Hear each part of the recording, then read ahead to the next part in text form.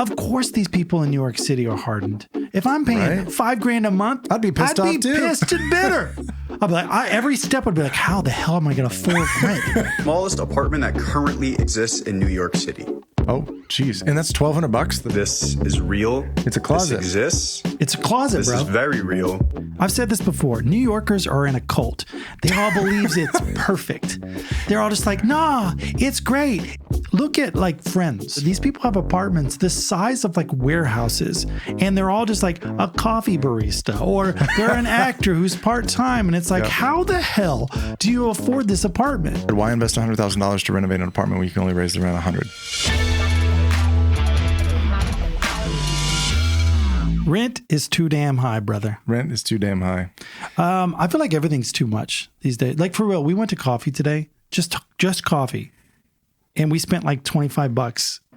And we live in a fairly like low cost of living state in the Midwest. Yeah. Like, but still, stuff is too high. Rent is too damn high. It is. Well, you sent me a video the other day that kind of blew my mind about New York City. You cool if I could I show right let's take a look at it. All right, watch this. This is why the rent is too damn high in New York City. This is 1 to 100,000 apartments are vacant. Essentially, this has been empty for years. Why? Because of a law that was passed in 2019. And why can't they just simply raise the rents? One of the biggest parts of this law was that they eliminated that ability to increase the rent. Say this person lived here for 20, 30 years. There's no kitchen, there's no heating. They have to renovate the bathroom. Yeah, this is in very bad shape. Exactly, terrible. Let's check out the bathroom. Yeah, well, you can tell they renovated. You know what probably happened here is mid-renovation, this law was passed. Oh, wow. Yeah, I think that's what it is. So they also have to fix the heating down there as well. Yeah, the heating, the kitchen, the floors. Wow. They capped how much they increased the rent by. Essentially, they're like, look, I'm not going to put in $100,000 into this apartment and only be able to increase the rent $100. They would rather let it sit vacant and take the tax write-off. Do you think there's any hope for this apartment to even be rented in the near future? No, as long as this law is in place, this apartment will continue to sit and rot and be vacant. Stay curious, my friends. For those who don't know, New York City is one of the highest places for rent in the entire United States. It also, areas of New York have rent control. And I believe that's what he's referencing.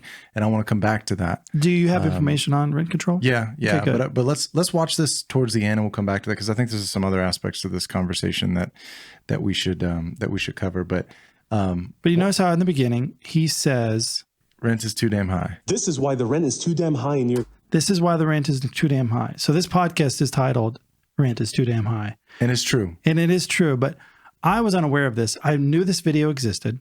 And I think you've seen it before, but it's called the Rent's Too Damn High guy. And it's a guy who was running for mayor of, I think it was New York City. And this is part of the governor. Oh, it's the governor. Okay. So it's the governor's debate. Anyways, just listen to this. Mr. McMillan, would you like 30 seconds more? Allow me to introduce myself. I represent the Rent is Too Damn High party. Amen, brother. People working 8 hours a day and 40 hours a week and some a third job. Women can't afford to take care of their children, feed their children breakfast, lunch, and dinner. My main job is to provide a roof over your head, food on the table, and money in your pocket. This is politics as usual. Playing a silly game. It's not going to happen. The Rent Too Damn High movement, the people I'm here to represent can't afford to pay their rent. He talks so fast. They're being laid off right now as I speak. They can't eat breakfast, lunch, or dinner. Listen, someone's stomach, child's stomach just growled. Did you hear it? Got to listen like me. Okay, let's Mr. talk McMillan. about the issue. Mr. People can't afford to pay their Cuomo, rent. 30 seconds for you, sir. Rent is too damn high. Rent is too damn high.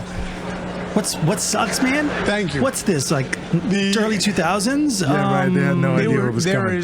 Yeah, rent is too damn high. It was. I know inflation is crazy, but like rent in New York City is wild. Let's talk about how high. Okay.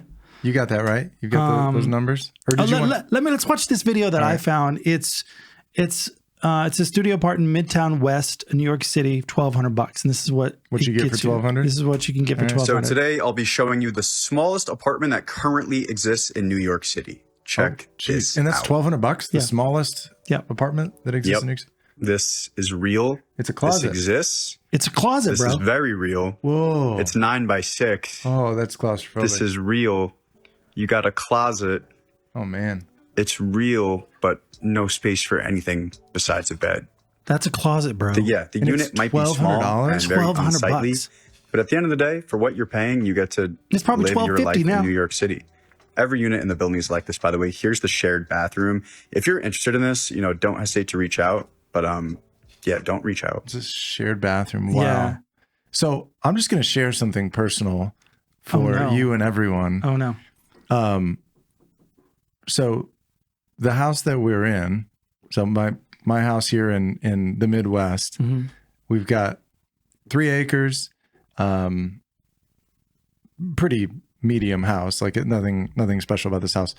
But my monthly mortgage on a 20-year loan is a little over $1,700 per month. And I've got a house and 3 acres in like a nice rural area in the Midwest. That's $1,200 for a closet. A closet. People live. They're That's about that crazy. city. That's everybody always talks crazy. about, well, there's so much food to eat. There's so much. Y'all are crazy. I've said this before. New Yorkers are in a cult. They all believe it's perfect. They're all just like, nah, it's great. It's the best there is. But you can get mugged on the subway. You can get attacked. For God's sakes, you can't even park a car anywhere. But they always will say, no, it's the best thing ever. The food is wonderful. It's a fucking cult. Talk about the time we went to New York City together and the pigeons that we saw. As soon as the plane landed and as soon as we got there. Was that your first time to New York? Yes. Okay, so a buddy of ours, Anish, wonderful guy. We were going to visit his brother, Kabir, right? And we're walking into New York City. We get out from the plane. We get on. Did we get off the first? Yeah, we got off our first subway. We're really excited. We come up.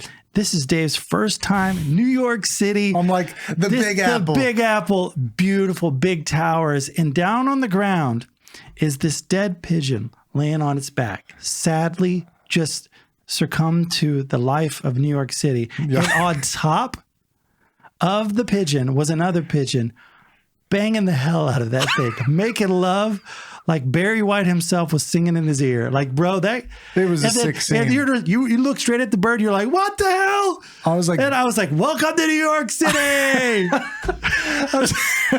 That's it. That's right. I was just like, okay, so this is going to set the tone for. Dude, that bird was going to town on a corpse.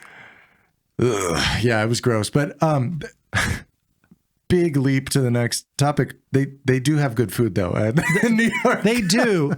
But there's everybody we did enjoy the food. What's funny is when you go to New York City, from the get-go, everybody's trying to convince you why it's the best place in the world. And I'm like, they're kind of defensive. They're very defensive. And here's why it's the best. You got this, you got that, you got this borough, that borough, you got the food. And it's like, hey man, yeah, it's cool. You don't need to convince me. It's like someone trying to convince me to come over to Scientology, why it's great. I'm telling you, man. You haven't been convinced yet, huh? No. Well, but mostly for stuff like this, it's a cool city, but really only when you have money. I've been in New York City 3 different times, 3 different ways in my life. Once I went so poor, I could barely afford gas to get there. Barely could afford to stay in a place. Just barely could afford to eat. That was number 1. Number 2, I was flown first class, picked up in a limo, taken to a really expensive hotel, was on TV. That was wild. It was great. Very different than your first time. Very different. And then the third time I went just normal. I had a little bit of money. And is that when we went? No. It was just another. I had a little bit of money. How many times did you go to New York City without me, bro? I've been a lot. You didn't invite me the other times. I don't think, I didn't know you most of those times. But I'm just saying, I definitely like the first class and the limos picking me up. That was a lot of fun. But it takes money. But it takes so much money. I mean, the room they put me up in was like $500 or $600 a night, and it was not that great. Like, it was nice. I'm surprised that's all. But this was also years ago too, right? It was 2014. Yeah. So I'm sure it's way more now. So New York, the more money you have, the better it really is. Yeah. Well, so you do have some numbers though, I think, to compare like regionally. Yeah. Let me get to that. Okay, so I want to get back to some of these videos. Give me just a second. I got to rearrange a few things. Okay. Yeah. So we mentioned this, but if you look at the top there, high cost market. A high cost market. If you look at Northeast, you can see a 1-bedroom apartment in New York City is $4,300. That's average. Or $5,000 for a 2-bedroom. That's crazy. Now, closer to where we are at, it's like Chicagoland. Yeah, it's like half that. in Chicago for a 1-bedroom is $2,000, $2,600 for a 2-bedroom, which is still like so much every month. It's crazy, in my opinion. But if you go towards, it just depends on your market. Again, like if you go more mid-range or even low cost, you're getting into the, you know, I don't know, $1,400 a month range for, you know, a 2-bedroom, which seems more reasonable. But that's wild. Wild. Cheapest markets to rent?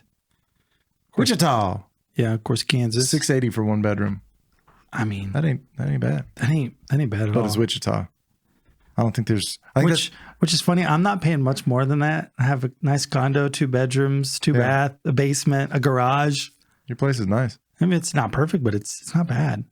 And obviously, I think Wichita might be the opposite of New York in terms of the experience. Yeah, I was surprised that Miami's 2,600, like on average. Yeah, me too. Me too, actually. Like being a Florida boy, I've been there before. Like it's cool, but it ain't like $2,600 cool. I feel like well, you thought it'd be less. I thought it'd be more. I thought it'd be less, dude. Well, so now mind you, it's been a long time since I've been Florida real estate that was high. Yeah, so I think that's got to be part of it. And now, that's what, why is rent so much right now? Well, that right there is part of the answer. I think like interest rates are super high, so real estate investors that are getting loans for a lot of these places, like.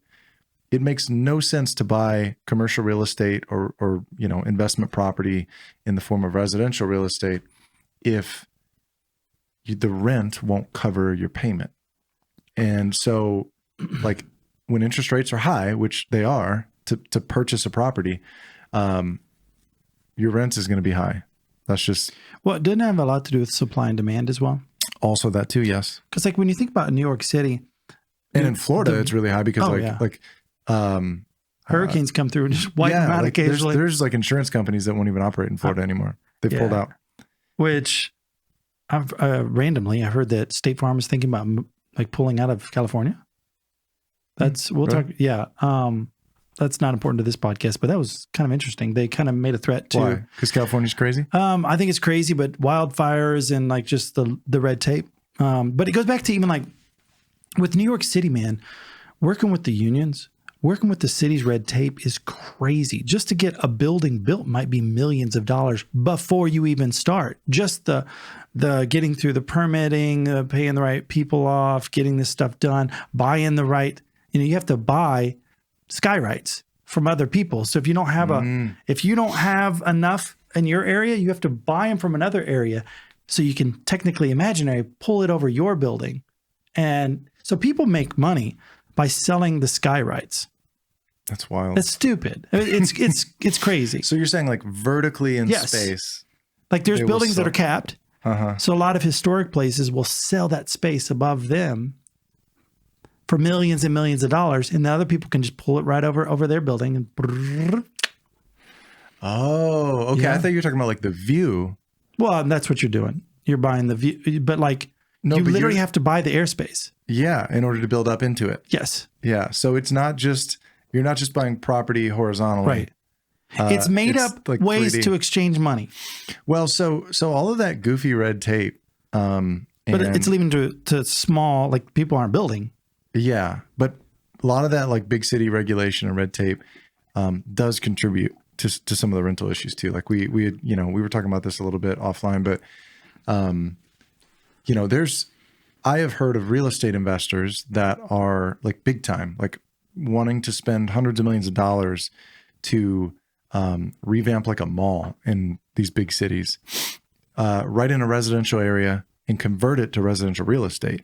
But the city won't allow it for a variety of reasons. But, it's a supply and demand issue in a lot of cases when it comes to rent being too high. Mm-hmm. One of the ways to decrease it is to increase supply. So by converting like commercial buildings or offices, which like are not being used the way that they were pre-COVID, like there's a lot of space in these big cities that can be converted to residential real estate in order to increase supply, and therefore reduce prices. But it's not happening because of a lot of the red tape. I wonder if going back to the first video where that one guy's like some of those buildings might sit empty for years and years and years because it's better to take that tax write off. Because normal guys aren't owning a $2 billion building. Mm-hmm. they're big corporations. They'd rather might take that loss instead of spending the hundreds of millions of dollars to convert over an entire building. So they might sit empty for a while. Yeah. Yeah. And so, so let's, can we watch that video one more time? Yeah. And then I can comment, on rent control. This is why the rent is too damn high in New York City. This is 1 to 100,000 apartments are vacant. Essentially, this 1 has to been 100. empty Wait. for a year. Oh, let me rewind that again. What do you say? How many? Hold up. That crazy number. This is why the rent is too damn high in New York City. This is 1 to 100,000 apartments are vacant. Essentially, One this of has been 100,000. empty for years. Why? And because of a law that was passed in 2019. And why can't they just simply raise the rents? One of the biggest parts of this law was that they eliminated that ability to increase the rent. Say this person lived here for 20, 30 years. There's no kitchen, there's no heating. They have to renovate the bathroom. Yeah, this is a very bad shape. Exactly, terrible. Let's check out the bathroom. Well, you can tell they renovated. You know what probably happened here is mid-renovation, this law was passed. Oh, wow. Yeah, I think that's what it is. So they also have to fix the heating down there as well. Yeah, the heating, the kitchen, the floors. They capped how much they increased the rent by. Essentially, they're like, look, I'm not going to put in $100,000 into this apartment and only be able to increase the rent $100. They would rather let it sit vacant and take the tax write-off. Do you think there's any hope for this apartment to even be rented in the near No, future? as long as this law is in place, this apartment will continue to sit and rot and be vacant. Stay curious, my friends. My thing is, though, if someone's willing to pay $1,200 for a closet, someone would be willing to spend $2,100 on that as is. Yep. But they can't in many cases due to rent control. And that's one of the problems. So now I like the idea a little bit because like it does suck when people move into homes and then landlords come in and they're just like, yeah, it's double. Yeah. Because like we're seeing that right now where people were getting discounts over COVID. Mm-hmm. They had special because like they just wanted, people were like defaulting on their homes right and left as far as not paying their rent. So they lowered the bar quite a bit in New York City. So a lot of people actually moved in. And then now, just now, they're like, oh yeah, remember that rent you were getting for $2,100? Yeah, that doesn't exist. It's $3,900 now. Mm-hmm. And people are like, whoa, I can't afford that. But they're not in a rent control district. So it's like, it sounds good, but if someone was living there 30 years, can you not raise it $100 per tenant, or is it per year? Or explain, do you know? I don't know anything about rent control. Well, so I mean, so kind of starting, and I'm not an expert in it, but just kind of like in researching for this conversation, the point of rent control is to provide a little stability really for the tenant. It's to provide some stability around, their monthly bills and to prevent a situation where basically, like you said, somebody gets in and they can afford the apartment, but within a couple of years, like they like the apartment, they like the area, they get integrated into the community. Kids are in school, yeah. But then landlords start jacking up the rent at really rapid rates, and they just can't afford to live there anymore. So then they're forced to move out and to leave and to go try to find something else, which again sounds really good, but one of the things that he mentions in this video is the cost of renovation. And so one of the things you find in rent control areas is a lot of times the landlords are not very inclined to improve the conditions of the property over time, from tenant to tenant, or like if there's damage or even like update it, because they can't, like if you're investing in real estate, one of the things that's wise to do is you pour money into your property so that you can then turn around and rent it out to the next tenant for more, because it's improved, it's updated, it's nicer. If you know that your rental rate that you can charge is capped, there's no motivation to do that. Like why invest the time and the money? Why put the new $100,000 boiler in the basement for an apartment complex? Like you said, why invest $100,000 to renovate an apartment when you can only raise the rent $100,000? It doesn't make economical sense. So he said there's like 100,000 units that are empty in New York City, one of 100,000? I think he said one out. I don't know. Because it wouldn't be 1,000. But he either said one out of every 1,000, or he said, this is one of 100,000 units. I don't know what he said there. He didn't have text and it was hard to understand. Let me actually rewind that real quick, just because I want to know. This is why the rent is too damn high in New York City. This is 1 to 100,000 apartments are vacant. Essentially, I don't understand. 1 to 100,000? I'll have to look that up. Either way, the fact that any of them are sitting empty is wild. Yeah. And what happens too is like a lot of people will buy a property, by the way, if you're investing with the intention to fix it up. They look for a place that's kind of run down. They know they can put some equity into, or put some money and labor into that property to increase the equity, like what it's worth. But again, this is not an attractive opportunity for real estate investors, because it's like, okay, well, rent is capped. Why am I going to buy a low property unit, throw a lot of money, or a low value unit, throw a ton of money at it, and then like I can increase the rates to like a more reasonable level. If they can't do that, then you're going to end up with not only, and you do end up with properties that are not well kept, not renovated, not modernized, but it also reduces the competition, because this is not like a free flowing market. It's that control affects the supply and demand balance. And it also screws with uncontrolled areas. So rent control, just to be clear, there's only 2 states that on a state level have implemented rent control. And Let me guess, California? California, no surprise, and Oregon. But then and they're the ones with the most problems when it comes to like supply and demand, as far as like housing. Maybe, I don't know. Like meaning what? Well, meaning like there's more people needing homes than there's a lot of homeless in California. Well, there is, that like, too in LA and stuff. Yeah, but there's because a lot they can't of that in New afford York. it. But it doesn't. It's not necessarily just by state. There's different cities and municipalities within different states that have rent control. So, for example, like DC, New York, areas of New Jersey, Maine, Maryland, Minnesota, they all have policies for rent control in certain areas. Well, yeah. So, I mean, but the idea, think about it, sounds good. You want to help people. You don't want these landlords coming in and like locking people in and ruining. So like, how could there be a nice balance between it? Like, how would a government encourage people to not raise the rents willy-nilly, just like a ruthless landlord? Yeah, it's a good question. I mean, I think rent control is not the answer to that, though. It seems like that. Because like, however, sorry to interrupt, but I have heard of people who live in New York City and then their kids take over the same lease, that there's continue it on, and they're living in an apartment that their parents started renting in the 80s for like $400 a month. And they're living in maybe not the nicest neighborhood, but they're close to New York City. Mm-hmm. So, I mean, that's pretty nice for that person. Yeah. I just can't imagine that the government telling me what I can do with my building.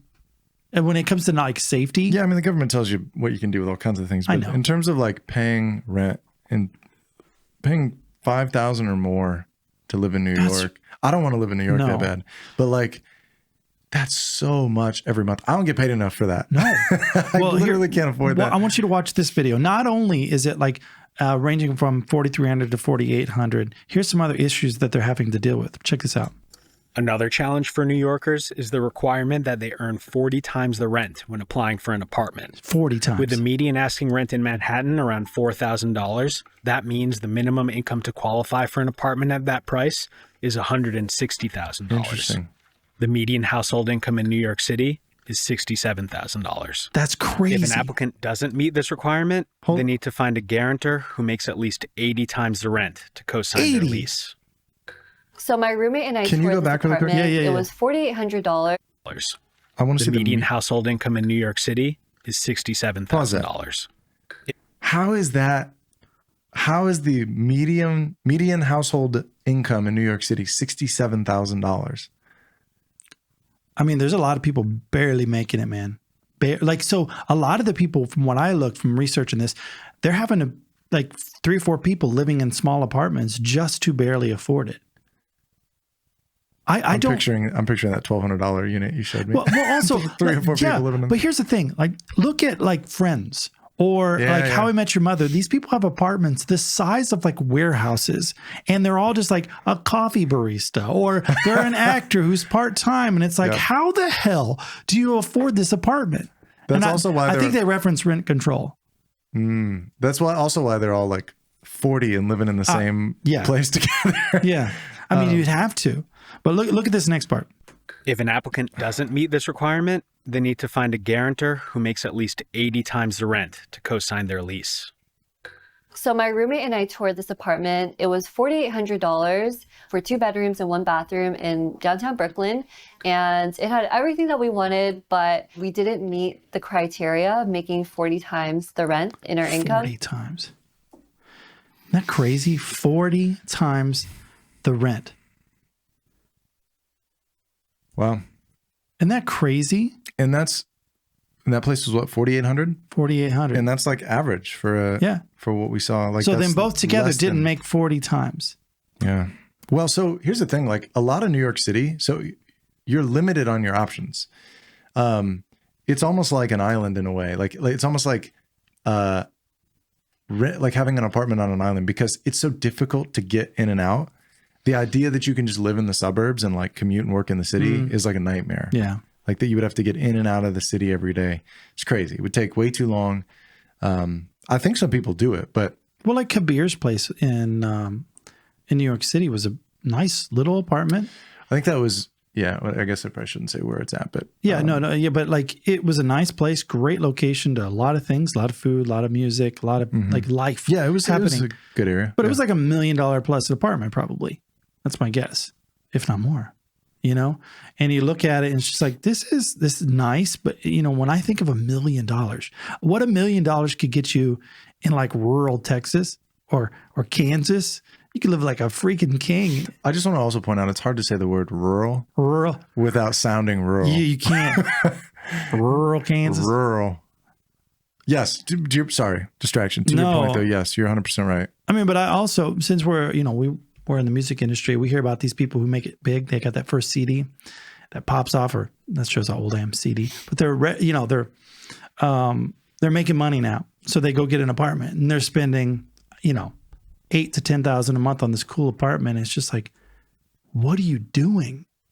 There's no way that's sustainable. $8,000 to $10,000 a month. Yeah.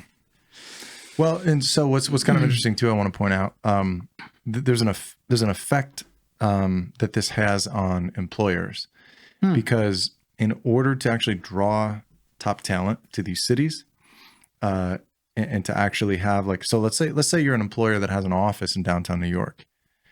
If you want good qualified people, it certainly stands to reason in any scenario that if you want good qualified people, you got to pay them, as much as you can, as much as the market will support, in order to draw those people. Well, in New York City, when it's so extremely expensive to live, you have to pay more.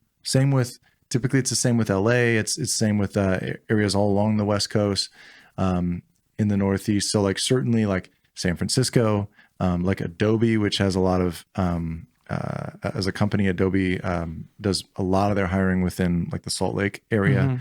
There's certain pockets in the country where what they will pay in those areas is a lot higher than what they pay someone like you or I from the Midwest. And that's because it's just so expensive to live there. So they have to. It is a cool city. It was fun being there. But I just don't understand. It would be tough. I feel like it would be hard to someone living the country life in the Midwest. It'd be tough to live. It just feels like a bad investment. Well, I don't know. If you're spending $5,000 a month. Oh yeah, sure. But that's not an investment. I thought you meant for a rural.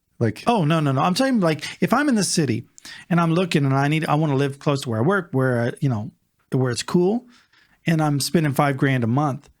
I just feel like there's better use of my money somewhere. Yeah. So what I was saying earlier, I'd rather live in a car and pocket the cash. For me, I could take that $5,000 a month.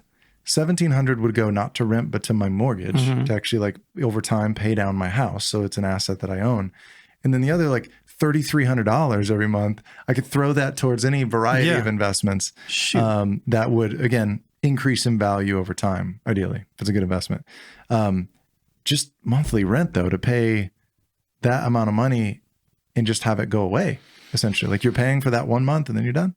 And it's a lot of money. And what sucks is in order to pay it, most people are just gone working. Yeah. They come home and they change and they go out and be with their friends or go with their family. And we haven't even actually talked about just the cost of living in New York besides just the rent. There's the cost and not, we don't mean, we're picking on New York here, but it's just, it is what it is. You've got the subway, anytime you want to get around New York, you either have to walk or ride a bike, or you're taking public transportation in some form or another, the bus or the train, subway, or you're doing Uber, and all that adds up. The food is really expensive. I think you actually have something on the food, right? Yeah, before I do that, though, I do want to say how in New York City, and it's depicted in movies all the time, people are just so rough. I'm walking here. Like that type of, typical TV stuff. That's just how I act when I go to New York City. I just like to just play that character. Me, I'm always just like, everything's so expensive. It bothered me. Like when we went out to dinner and it was like $190 some and everybody's like, let's just split. I'm like, I'm sorry. I had waters and crackers. I ain't splitting shit. Like I got upset when everybody kept, that's just what they do around here. It's like, I get it, but I don't drink. I drink water and had a hamburger. Like, you also didn't do what they do around there, which is eat like the really good food. It was good. It was good. I have a very sensitive digestive system. So, but my point is, of course, these people in New York City are hardened. If I'm paying $5,000 a month, I'd be pissed off too. Pissed and bitter. I'd be like, every step would be like, how the hell am I going to afford rent? How? And then someone steps in front of you. Yeah, I saw a video where someone's like, yeah, I'm eating oatmeal for the 5th day in a row because I paid rent. Oh, God. And I don't get paid for 4 more days. It's crazy. So like, I feel for you. Like it's a cool city to live in, but like I said, from the moment you get off the first subway with your friends, they're convincing you why it's the best city of the world. And it's just like, I think they're convincing themselves. Yeah. But New York, again, is one of many big cities around the country where rent is super high. Well, it's high everywhere. I think everybody's feeling that now. Like, and I feel like New York City's like, welcome to the freaking game, brother. So that's what this video is kind of like. I feel like I'm going to be sick. I just looked through my Walmart history and I found this Walmart order from 2 years ago for the whole month worth of groceries. 45 items cost $126. That's good. A whole month of groceries just for me, basically. But I did notice this reorder all he may not eat a lot. And I wanted to see how much it would cost now. Now, this order of 45 items for 1 month would have cost $414. And what was it before? 120 something? 4 times more. Holy cow. How the fuck? How? Dude, I'm with you. That's the question. What? It's too much. It's too much. And a lot of it, I feel like a lot of the big corporations are like, they can. They can charge. In fact, Irene was at a store not too far from us in Washington. I won't say the store, but she was just getting some stuff and she overheard someone say, oh, you marked that wrong. That's $1 too high. And the guy goes, they'll pay for it. And she was just like appalled. They'll pay for it. And you know what the thing is? People will. They'll just swipe their credit card and keep on going. So one of the things that I saw during COVID was because I was working a job at the time where I was a large part, I was doing international sales and part of my responsibility was also the logistics and fulfillment of the order, which is kind of a little bit unusual that someone in sales would actually He's lying. He's an OnlyFans operator. No, that was just on the side. Well, if you're going to pay $5,000 a month, you're going to have to OnlyFans. OnlyFans operator or OnlyFans star? Star. I wouldn't have been some behind the scenes operator. Anyway, sorry. That was my ego taking over. No, so as a part of the fulfillment, one of the things that I witnessed actually at several steps in the supply chain was everybody just jacking up their prices. So you'd have people early on in the supply chain, like actual kind of raw material suppliers that jacked up their prices. And then everybody else down the line, each role in the process towards bringing that product to market, every stage they jacked their price up higher. And not even in ways that were reasonable to like the guy further up the chain. People were just sort of like arbitrarily like, well, I don't know, they raised it, so we're going to raise it too. Yeah. Like we're going to raise it by plus another 10%. And you get to the point where as the consumer, you're experiencing actually a really heavy increase. I mean, obviously like we just showed it, but what do you got here? I think the only answer from here on out is this clip. I think it sums everything up. Wise words. I declare bankruptcy! If you're not watching and just listening and don't recognize that iconic voice, it's Michael Scott from The Office. The reality is it's going to hurt a lot of people coming up. People could they keep talking about a soft landing. with Who's talking the about this? What does that economy, mean? like our Federal Reserve wants to, they're increasing the rates to try to slow down the, inflation rates. But, unfortunately, a lot of it's the people on the bottom that hurt the most. Well, the government has injected so much money into our economy. Dude, like it's I understand it's a fiat and then currency. it all stopped. Yeah. So and it didn't stay with people at the bottom. No. Like it just filtered right up to to Bezos. He did really good over COVID because everybody's $1,200. A lot of those people, man, I knew too many people that went out and they got TVs and PlayStations with that $1,200 or whatever it would be. And it's like, hey guys, like you need to use that. Yeah. I don't know what the answer is. I don't think rent control is the way, but I also don't think that, in that video that I showed you earlier where they were talking about needing 40 times the cost of rent, they went on to say how they'd signed their contract and they were not in a rent control district and they were doubling rents and right and left. So people were having to leave and lose their jobs because they just couldn't no longer afford to live there. Well, look, I would tell people the Midwest ain't so bad. It ain't so good. You don't think it's so good? It's okay. I've lived a lot of places. It ain't so good, but rent's great. Rent's good. I'm just saying that like there's a trade-off for everything. There really is. And there's a reason why rent is cheap. Yeah. You're going to lose out on some of the New York-y stuff, whether it's food, entertainment, nightlife, whatever. But it's not like we don't have food here. I agree. And it's not like we don't have entertainment. It's not like honestly, I like it. I like the rural Midwest life. Now, I'm okay to move west one day. Dude, I would love to live in like Wyoming. Yeah. Wyoming. That's how Dwayne Dude, the Knoll people says it. Dwayne was, we spent a week out there with Dwayne Knoll from Dry Creek Wrangler Wyoming. School. No, he's Wyoming. Wow. Dude, it's like try an octave deeper and way more manly. Yeah, I can't do it. But yeah, so I think people need to start thinking about like how badly they really want to live in some of these places. That's just, like I don't know if it's going to change anytime soon. Like you said, the Fed is raising rates. That's not good for rent rates either. Because again, it affects, it affects like investors. Well, credit card debt's the highest, I believe, in the history of America right now. Yeah, it's not good. People need to start like really dramatically reducing living expenses as much as possible. So, and I don't think it's a lot of people. Some people are, but they're not wasting. Like it's not that they're going and getting sneakers and tennis shoes and PlayStations. A lot of it's just food. $1,200 a month for that closet in New York. Like it's hard to save any money. I got to think in New York City. It's hard to save.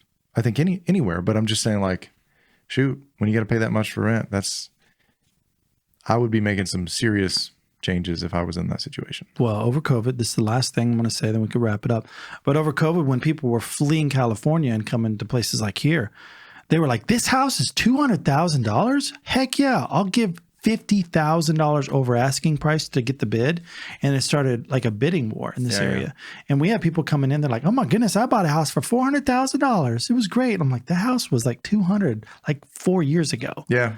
And it's like, but they were so used to having homes that were 700, 800, million too for just like a normal average home. So this isn't a bad place to live. But that's and I'm hating on New York City. It is a cool place in its own right. But like y'all are wild for spending that kind of money. But by the way, that's the other thing. If all you're ever doing is renting and you're never really shopping for houses, the important thing to keep in mind too is that over the last few years, to your point, real estate prices for purchasing homes, which is another alternative way to live for your residents, obviously, they've like doubled in most areas, at least. And so suddenly it's become way more expensive to buy a home.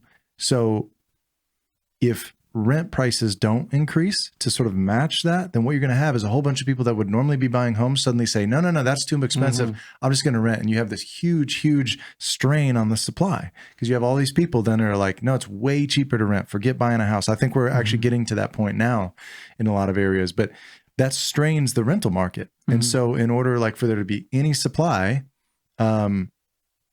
You got to increase prices. I've mentioned this before. I've People often don't think thought, about that. do I get back into building? Because I used to do it. And bro, I mean, You got to buy those sky rights in New York. yeah, right. I wouldn't want to, dude, I couldn't deal with the pressures of New York City.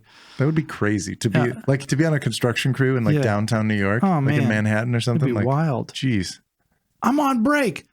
So-and-so's falling off the building. I said I'm on break. You know? I think that perfectly captures it. All right. Well, I'm sorry, New Yorkers, that you spend that much money. Rent is too damn high. Rent is too damn. Let's leave with that. Just the beginning. That guy, that's some facial hair, man. He's got the beard. Yeah. So, I represent the rent is too damn high party. Amen, brother. Rent is too damn high.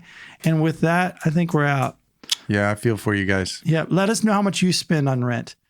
And if it's wild, we'll give you a thumbs up because we feel bad for you. Come join us and spend less. Yes. See ya. Peace out.